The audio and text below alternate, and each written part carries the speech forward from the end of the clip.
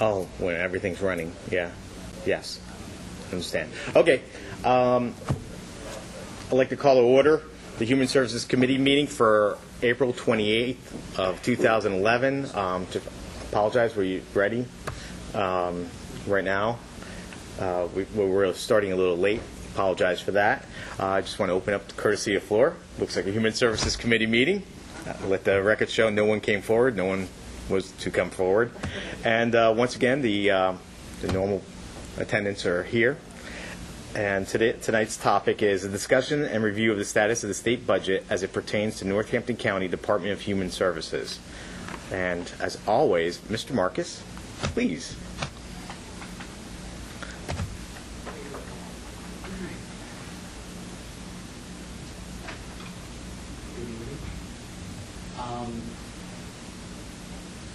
Mr. Dietrich and I today attended a meeting sponsored by Community Action Committee of Lehigh Valley.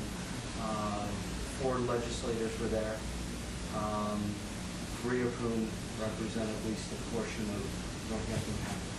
Bob Freeman, Steve Samuelson, and Joe Brennan.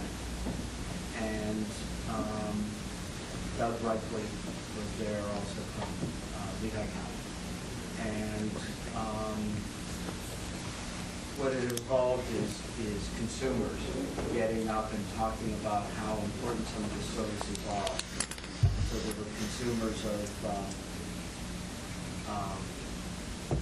HSDF, various programs that are supported from Human Services Development Fund. We had someone there who benefited from home health care, someone from Safe Harbor, which we fund through Human Services Development Fund, and several other people. And then they had the fields of education. There were a variety of special needs. They had someone in a wheelchair testify. They had someone blind testify. And I think CACLB did a nice job of presenting the case and making a compelling argument. I don't know what to make of it. Doug Reichley, I give him credit because he had to know that he's going to be wearing the bullseye at this meeting, but he was very honest and upfront about it that he was committed to a balanced budget without any increase in taxes or fees and so on. Even though this was not the audience to say that to, he did it. So I give him credit. It was not easy. So that's the latest. When Mr. Dietrich and I were exchanging emails for today, I don't know if you remember, but last month when we were going over the various reductions, we talked about whether council would be interested in presenting a resolution to all of council, calling on the state legislature to protect the most vulnerable, that sort of thing. And I can certainly work with Mr. Flisser to craft something if the committee members are interested. I'd be glad to draft something and distribute it to all of you. Previously, I've spoken to Mr. Stofa about maybe sending out a letter. So maybe what we could do is have a letter signed by Mr. Stofa representing the administration with a resolution attached. Not only is it show the different levels of the different branches of government, but it also has a bipartisan tone to it with Mr. Stofa being Democrat and Council, was it 7-2 Republican? So, it has a nice bipartisan tone to it also.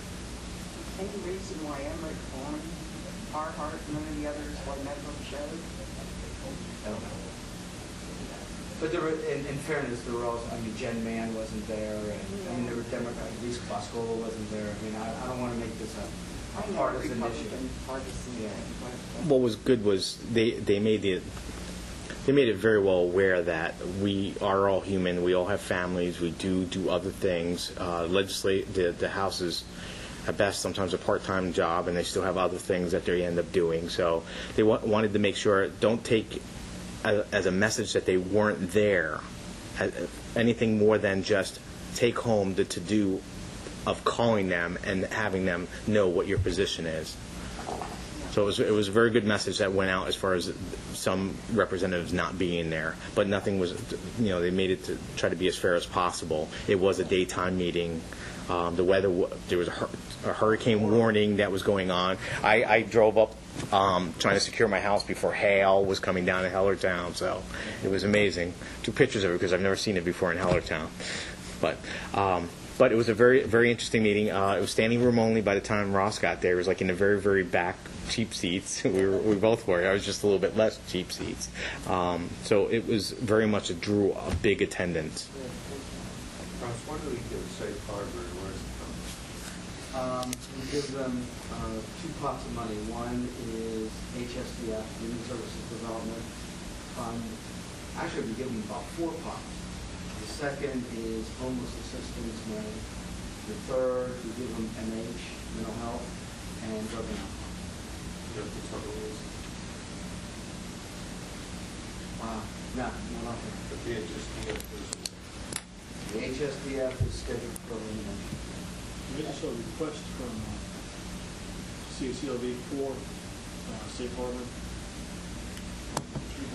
And the request was not, the group I was working with, $350,000 need. It could be. Safe Harbor has been in trouble for a number of years. And what we do with some of our programs, sometimes at year end, we have some extra money, and it's use it or lose it money, it's state funds. And so what we will do is we will make supplemental grants to help our organizations that we know are struggling. And I know MH, Safe Harbor is one of the agencies that get those year-end funds from the county.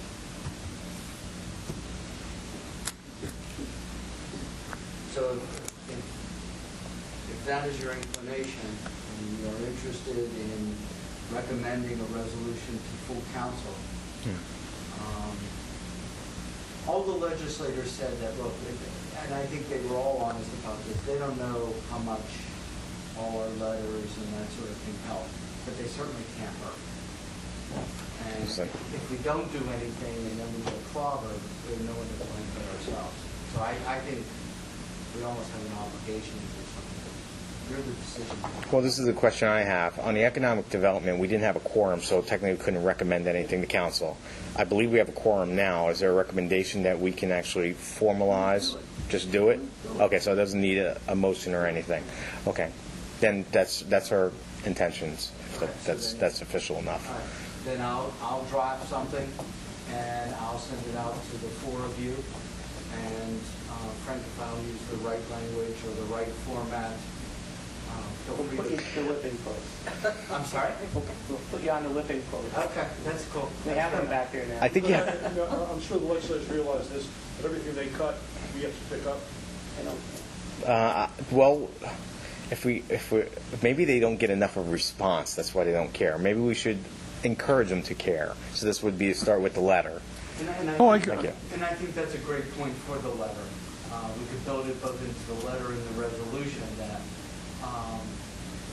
unfortunately, when you're local government, we can't walk away from a need. It's there, it's on our doorstep, we're sort of stuck with it. And yeah, we're dealing with a situation right now where it's a young gentleman who's just fallen between the cracks of all the systems. And Mr. Stoff has received regular contacts. I've been berated, and everything else. It's somehow become a county problem, and it's really not our issue. I mean, there are always 3 levels of situations. One is, what must we do? And what are we able to do? And the ultimate question for most of us is, what should we do? And that's really what can you afford to do? Yeah. And that's what is happening in this case. We have no legal obligation to intervene in this particular situation, but I feel we have a moral obligation to see what we can do. And it just so happens we're making progress, but the family is furious with me because I refuse to take ownership of the problem. But that's just one type of situation. When the state or the feds don't deal with something, it ultimately does become our problem. quite frankly, if, ultimately, if we have people that we can't service, they still become our problem. Right. Not serviced by the county, they become another issue at another point. They're in our communities, they're our neighbors, so they just don't disappear. The only other update I have for you, unfortunately, I've heard very little about any progress or any changes to the budget. One of the big arguments or the big selling points I've been trying to get across to legislators is that it's very clear that the state universities, the state colleges, and the school districts are having are very much impacting the way legislators are looking at this. And I keep warning them, please, I understand there's a limited side to the pie, but don't come after human services when you restore the money. And it's kind of obvious that we're going to take more of the hit than was in the budget. It's just a matter of how much. But there's no details at all yet. There's not even any. The end of June was, I think, the deadline they gave. June 30th is the official deadline. Originally, they said they wanted it done by Memorial Day. Today, they said more mid-June. Yep. So they've already softened it a bit. So there's really not much new to report on the budget itself. The only other... Can I add something? Sure. You probably know this, but every Friday at 1, CCAP has a statewide conference call. And there's a number you can dial into it. I listen to it every week. We didn't have one last week because of Easter, but there's one tomorrow. And maybe you'll have 30 counties who get on. And the CCAP people will inform you the latest rumors that are going on and what's happening with the budget. That's the best source of information I've been able to find out about the budget. And if you want that, I can get that information to you. As far as the number, yes. Yeah, because I mean, you can. Is there a limit? I mean, Cell You phone, just check down in their your phone. emails from me because they're in. okay. I thought there was a limitation on how many people can go in. Okay. I have that. They get it every week. Yeah. Oh, Okay. you get it. So that's available to us as well. It's not just Absolutely. Okay. Yeah, but that's one place. Dial you the can number find they tell you to dial and the part. The pin. it. Yeah, and it's a great place to learn some things. Number 2, when I give my report tonight, I'm going to talk to you about light standards at Route 512 and 22. Now, we've been responsible for these since 1974. This is a state road, state highways. I have no idea why the county is having these lights and standards. It's at 33, it's at 512, 191, et cetera. And we're going to have, there's an emergency situation. Steve was called out last Saturday because we found out that one of these has to be taken down. These are like 120 feet high. Those huge things that you see. And I'm going to say what I've said before. I think we should meet with the state legislature, our state legislators, at least once a year, maybe twice a year, face to face, here, right in here. Get a list of the things like what Ross was talking about. Yeah, I mean, we should do that. And just, keep a shopping list of the things that we'd like them to work on. It doesn't mean they're going to work on them, but at least we get them on the board. They're aware of it. Maybe we get that dialogue, because the letters went to the office, somebody reads them, they may pay attention to them or not. But we have a legislative committee. I really would like to see that committee meet with our state people. I think do that. Ross has got some good ideas as far as human services is the majority of our budget. That would be probably a big factor as far as meeting with everybody. 62% of our budget. Yes. So I know we've been talking about it for a while right now. How do we actually get initiated? I mean, we just talked about a letter that would be. I mean, we can do what No. Ross has suggested. That's There's not a certain bad things, idea. only I'm going to tell you, there's certain things you have to figure out when they're in session and when they're not in session. That's number one. Yeah. And do it when they're not in session because then you're more likely to be able to attend. Do it during the day because at night it doesn't. Thursday and Friday is the best day. Probably Thursdays for me. I think generally speaking, the earlier in the day, if we give them enough notice, earlier in the day works better so that they aren't running from another meeting to your meeting. Exactly. To our meeting. It's the first one in the day. That's right. Okay. 8:30 I or don't 9 know o'clock. if you remember, Frank. Diane Nyper, I remember Yeah. this. She and I did it about 3-4 years ago. Yeah, but Grace Dale, right? No, it was at Lafayette Lafayette College. College. Oh, yeah. And we had pretty good attendance. And I think we made some progress. Is it a real hardship for you to arrange this? I mean, I don't know if it would make sense for this year, because by the time we worked it out with them, they knew about it like 2 months ahead of time, so we were on their schedule. because we have a lot of new faces, and it would be bad to just get an introduction. I know a lot of us know who our representatives are, but if it is an open forum like it was today, there might be an opportunity for other people to get to see who their representatives are. I don't know whether you want not a private, but more of a. They had a human services day in Harrisburg, didn't they? Yes. And yes, did you go? No, usually I do, but not this year. With the legislators. I've found that, CCAP present. It's a little bit of a drive with a little one. I'm trying to remember what day it was, yeah. because I remember it was legislative day. Right. But I've found meeting with them here works a lot better than going out to Harrisburg, because oftentimes they don't control their own schedule out there. They might be called into session or whatever, and you're meeting with an aide that's staring at their watch the whole time you're talking, like, are you done yet? This is their home county. Of course, they're going to be a little bit more receptive, and it's a little bit easier to drive, because I don't know when they get out there. They might have just gotten out there 5 minutes before you meet with them, so there's a 90-minute drive they might be already tired from. But certainly, if you want, we can start putting something together. With it being May, essentially, I'm just not sure it's going to work by June 30th. That would work before then. But there's no reason why we can't start planning one now for the fall. And the first one doesn't have to be on human services issues. Well, I think it should be on any county issue.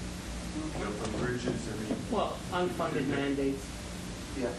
That would basically open up everything that we can talk But I about. mean, we could, Intersections, the formula for transportation funding, liquid fuels tax funding.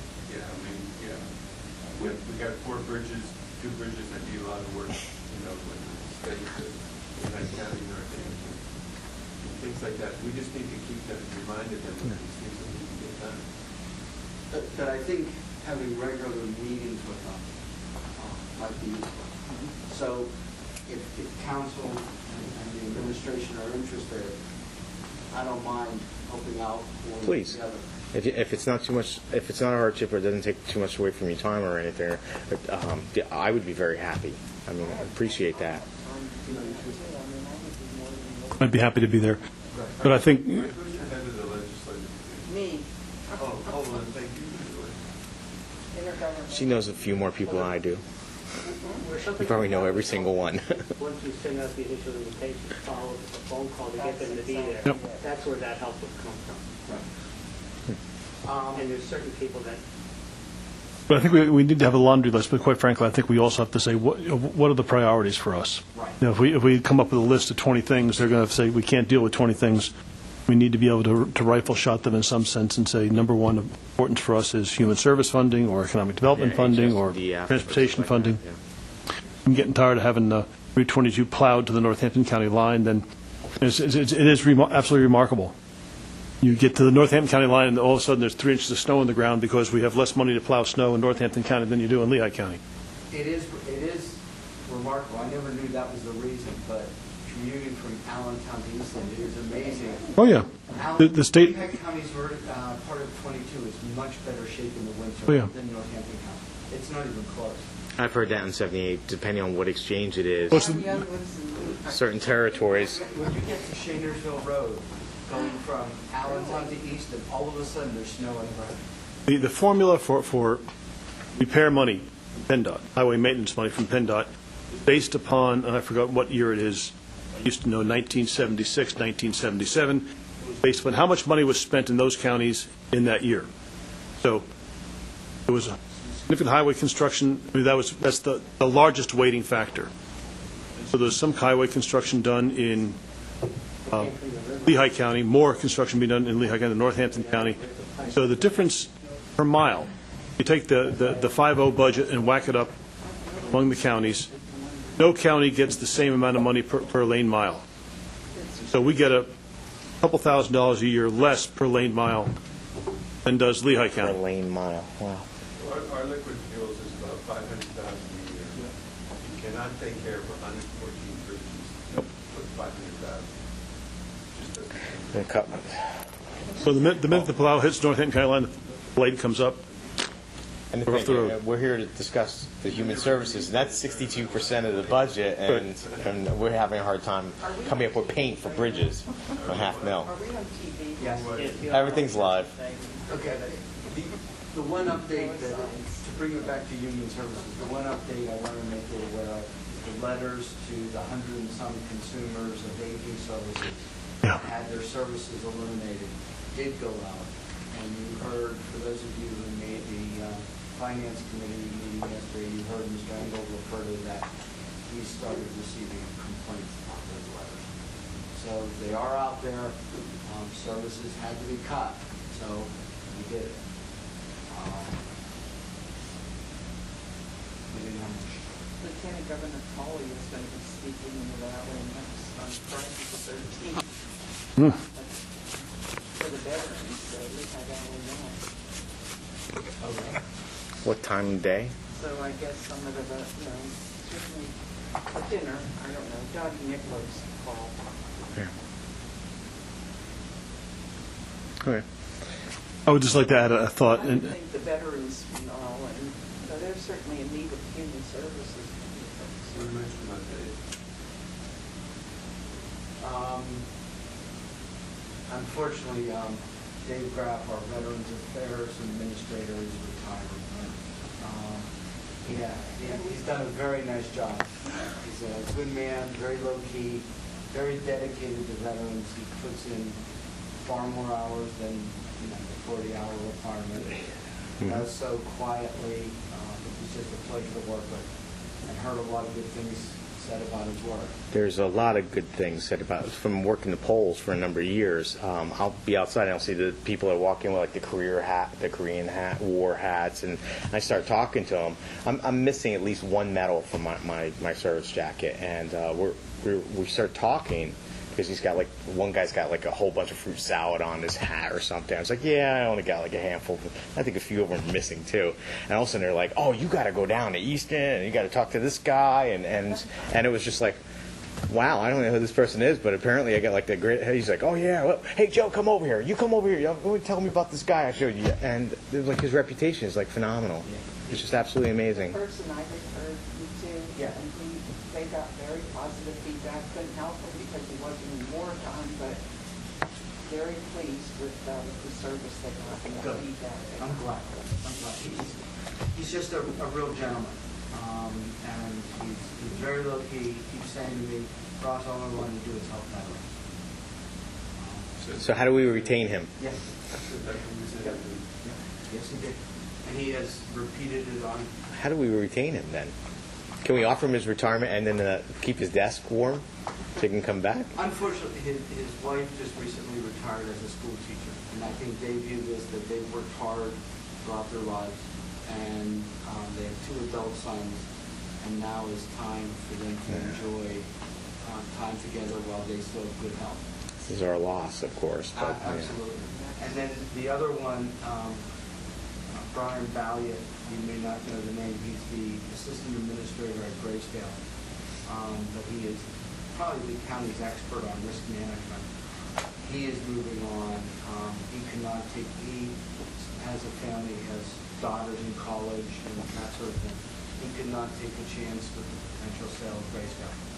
So he is moving on to another nursing home. And that too is a loss. Another very quiet, but yet dedicated and effective person. And he'll be leaving the end of May.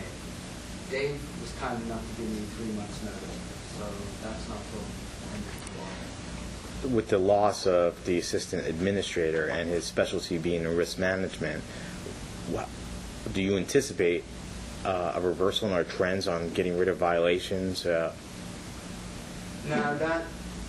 I think what that's due to a good process, and that process was started when Steve McShane was the acting administrator in between Harold and Skeeter, and then Skeeter has kept it in place. It really has to do with the quality improvement process, where when a problem is identified, how do you deal with that problem, and how do you address it? How do you do all the proper follow-up? And Skeeter and his team out there have done, I think, a very nice job of addressing concerns as they arise, so that they don't rise to a level of complaints going into DOH, or when DOH comes to us on their annual visit, that there aren't as many issues found.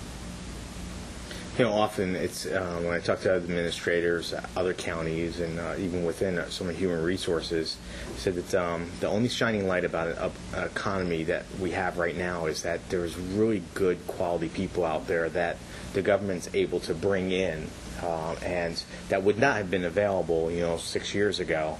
But the one thing we can't really kind of deal with is, well, one, people going for greener pastures, and two, the retirement factor. So we always do have to keep that in light, as far as we do need to not only just get good people, we need to get good people to replace good people that are leaving. Right. So is there is something going on right now as far as a bid, not a bid, a posting that's going on? Not yet. Both of these just happened within the last week or so. I think it's going to be tough to do something for May 17th. Yeah. The Graysdale one, I'm just going to sit on until after the primary. To me, it's silly. We're having trouble getting people, even though there are plenty of people looking for like nursing positions, they aren't really interested in Graysdale right now. After May 17th, if the ballot initiative passes, then I think we will have better luck in recruiting. And if it doesn't pass, then it won't be our issue to do. It sounds like optimism on both sides, I guess. I just heard. Do you think he's leaving, is for better salary or just more job security? Well, he was very kind about it. In addition to keeping Skeeter informed, he asked for some time with me, and what he addressed with me was mostly the jobs. Because he really sounded torn, and he didn't really want to leave.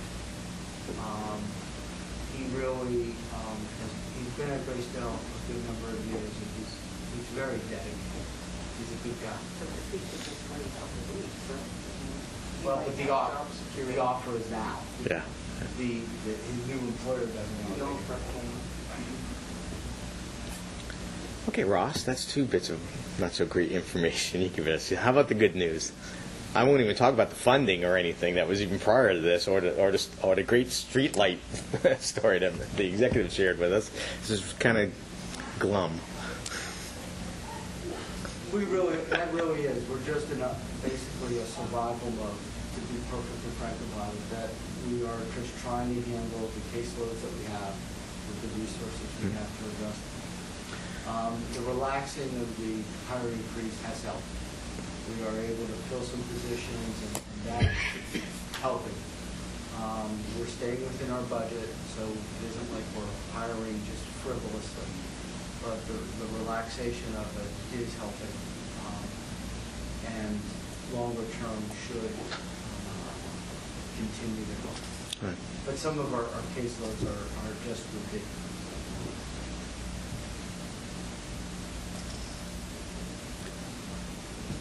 Does anybody have any questions for Mr. Marcus? Or I know it's still kind of vague. The topic is still kind of discussing stuff that has not been formalized, so it's still speculative on some stuff. So, My only point is, and Mark, Ross has done a phenomenal job, I think, of trying to adapt, and not only trying to adapt, but he's working with members of our church to do a program to, in fact, increase our exposure.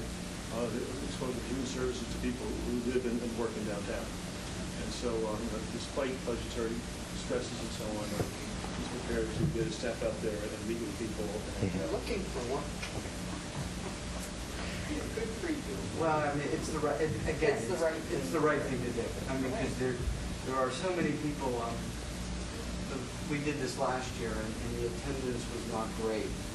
But one of the people that showed up was someone who we had been told was having difficulties, and we had reached out to her, and for whatever reason had been resistant to responding to our outreach.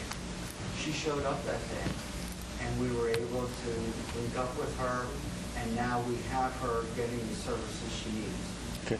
So it's one person, but it was one person who we have been looking to help for quite some time. So even with the relatively low attendance, we did have an impact. And so those are the stories you like to hear. So there's an upbeat. Thank you very much, Mr. Marcus. I appreciate that. This now. This is a good note to end on. Thank you. But in summary, basically what we came out of it is that we are going to go forward with the letter. We're going to meet with some of our legislative members at the House, and Mr. Marcus gave us a good story at the end. I appreciate that. Do I have a motion to adjourn? Motion adjourned by Mr. Mike Dowd. We're adjourned. Thank you, Ross.